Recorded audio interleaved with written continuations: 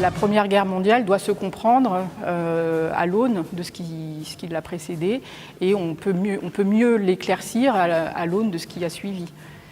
La Deuxième Guerre mondiale, dit-on, est essentiellement, enfin, du point de vue allemand, est due à ce traité de Versailles qui imposait des conditions vraiment très, très dures à l'Allemagne, donc qui ont été vécues comme telles de façon vraiment humiliante par les Allemands, qui n'avaient pas l'impression qu'ils avaient perdu la guerre, en réalité.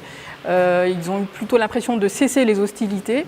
Les Allemands n'ont pas vu le front, en fait, ils n'ont pas vu la guerre, donc ils n'ont pas compris tellement qu'on leur impose de telles mesures, qui étaient à la fois des pertes territoriales, des sanctions financières qui étaient quand même très importantes, et puis une démilitarisation du pays.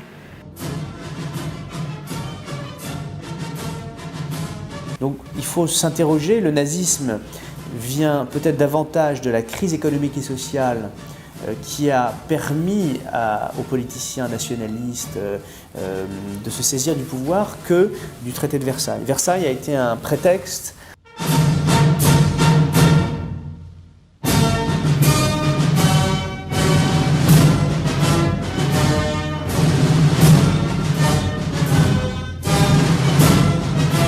L'histoire n'est pas finie et la Russie nous montre qu'il reste des peuples, des nations, des intérêts géopolitiques, stratégiques, et l'annexion de la Crimée, le tiraillement de l'Ukraine entre une vocation à l'ouest et une vocation à l'est nous rappelle que les lignes de fracture où la géologie ou la géopolitique profonde en Europe n'est pas terminée.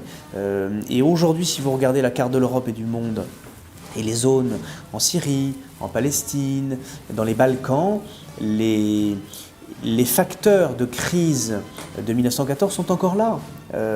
Alors, les conséquences ne seront pas les mêmes.